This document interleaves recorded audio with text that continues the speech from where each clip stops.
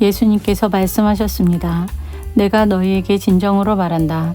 여기 서 있는 사람 가운데서 몇 사람은 죽기 전에 하나님 나라가 권세 있게 오는 것을 볼 것이다. 6일 뒤에 예수님께서 베드로, 야고보 그리고 요한을 데리고 높은 산에 올라가셨습니다. 이 제자들 앞에서 예수님의 모습이 변하였습니다. 예수님의 옷이 하얗게 빛났습니다. 세상에 어떤 사람도 그렇게 희게 빨 수 없을 정도로 새하얗게 되었습니다. 엘리야가 모세와 함께 제자들 앞에 나타나 예수님과 더불어 말씀을 나누었습니다. 베드로가 예수님께 말했습니다. 선생님, 우리가 여기 있는 것이 좋겠습니다. 우리가 천막 셋을 세우겠습니다. 하나는 선생님을 위해, 하나는 모세를 위해, 그리고 또 하나는 엘리야를 위해서입니다. 베드로는 무엇을 말하는지 알지 못했습니다. 왜냐하면 그들이 두려움에 빠져 있었기 때문입니다. 구름이 그들을 덮었습니다. 그리고 그 구름 가운데서 목소리가 들렸습니다. 이 사람은 내가 사랑하는 아들이다. 그의 말을 들어라. 그 즉시 제자들이 주위를 둘러보았습니다. 그러나 예수님 외에는 아무도 볼 수 없었습니다. 예수님께서 제자들과 함께 산 아래로 내려오시면서 인자가 죽은 자 가운데서 다시 살아나기 전까지는 그들이 본 것을 아무에게도 말하지 말라고 명령하셨습니다. 제자들은 아무에게도 말하지 않았습니다. 그러나 제자들은 죽은 자 가운데서 다시 살아난다는 것이 무슨 뜻인가 서로에게 물었습니다. 제자들이 예수님께 물었습니다. 어째서 율법학자들은 엘리야가 먼저 와야 한다고 말을 합니까? 예수님께서 대답하셨습니다. 엘리야가 먼저 와서 모든 것을 회복시킨다. 그런데 인자가 많은 고통을 받고 멸시를 받을 것이라고 기록된 것은 어찌 된 것이냐? 내가 너희에게 말한다. 엘리야는 이미 왔다. 그런데 성경에 글을 두고 쓰여진 것처럼 사람들이 그를 자기들 마음대로 대했다. 예수님과 세 제자들이 나머지 다른 제자들에게 돌아왔을 때 이들은 많은 사람들에게 둘러싸여 몇몇 율법학자들과 논쟁을 벌이고 있었습니다. 모여있던 모든 사람들이 예수님을 보자 놀라워하며 예수님께 인사하러 달려왔습니다. 예수님께서 물으셨습니다. 율법학자들과 무엇 때문에 논쟁하고 있었느냐? 무리 중에 한 사람이 대답했습니다. 선생님, 더러운 귀신이 들려서 말을 못하는 제 아들을 데리고 왔습니다. 그 귀신이 아들을 사로잡으면 아이가 땅에 넘어집니다. 그러면 입에 거품을 물고 이를 갈면서 몸이 뻣뻣해집니다. 제가 제자들에게 귀신을 쫓아달라고 했는데 하지 못하였습니다. 예수님께서 대답하셨습니다. 이 믿음 없는 세대여, 내가 얼마나 너희와 함께 있어야 하느냐? 내가 너희를 얼마나 더 두고 봐야 하느냐? 그를 내게로 데리고 오라. 제자들이 소년을 예수님께 데리고 왔습니다. 악한 귀신이 예수님을 보자마자 소년에게 경련을 일으켰습니다.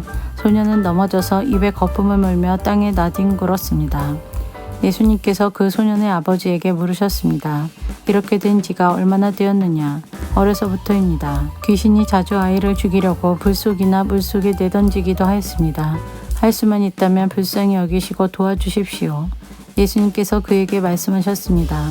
할 수만 있다면이 무슨 말이냐? 믿는 사람에게는 모든 것이 가능하다. 소년의 아버지가 즉시 소리쳤습니다. 제가 믿습니다. 제 믿음 없는 것을 도와주십시오. 예수님께서 많은 사람들이 달려와 모여드는 것을 보시고 더러운 귀신을 꾸짖으셨습니다. 이 듣지 못하고 말 못하게 하는 귀신아, 내가 너에게 명령한다. 소년에게서 나와 다시는 들어가지 마라. 더러운 귀신은 소리를 지르고 소년에게 경련을 일으키게 하고 나갔습니다. 소년은 마치 시체처럼 되었습니다. 그래서 사람들이 죽었다라고 말했습니다. 그러나 예수님께서 손을 잡고 일으키자 소년이 일어났습니다. 예수님께서 집으로 들어가셨을 때 제자들이 조용히 여쭈었습니다. 어째서 우리는 내쫓지 못했습니까? 예수님께서는 이런 종류의 귀신은 오직 기도로만 쫓아낼 수 있다고 대답하셨습니다. 예수님과 제자들이 그곳을 떠나 갈릴리를 지나가셨습니다. 예수님께서는 이것을 알리기를 꺼려 하셨습니다. 예수님께서 제자들을 가르치셨습니다. 인자가 사람들의 손에 넘겨질 것이고 그들은 인자를 죽일 것이다. 그러나 죽은 지 3일 뒤에 다시 살아날 것이다. 그러나 제자들은 이 말씀을 이해하지 못했습니다. 그리고 예수님께 묻기를 두려워했습니다. 예수님과 제자들이 가버나움으로 갔습니다. 예수님께서 집에 계실 때 제자들에게 물으셨습니다. 너희가 오는 길에 무엇을 두고 논쟁을 벌였느냐? 제자들은 잠잠했습니다.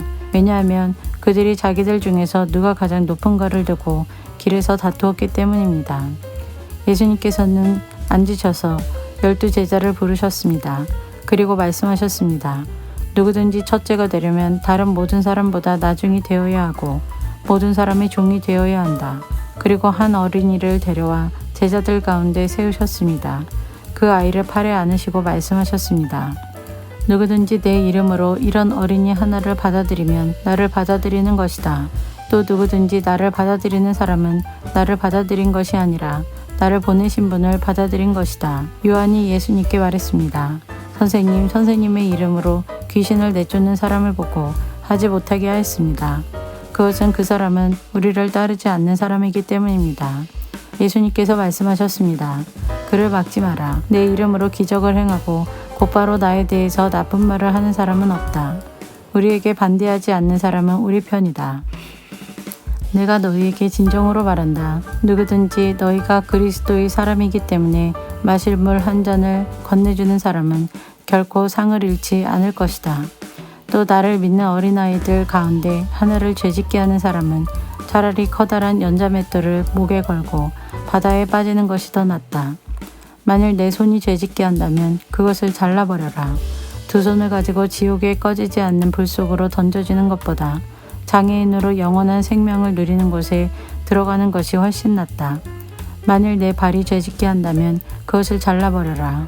두 발을 가지고 지옥에 던져지는 것보다 저는 발로 하늘나라에 들어가는 것이 더 낫다. 만일 내 눈이 죄짓게 한다면 그것을 뽑아버려라.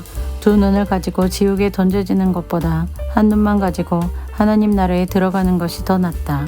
지옥에서는 벌레도 죽지 않으며 불이 꺼지지도 않는다. 모든 사람이 소금 절이듯 불로 절여질 것이다. 소금은 좋은 것이다.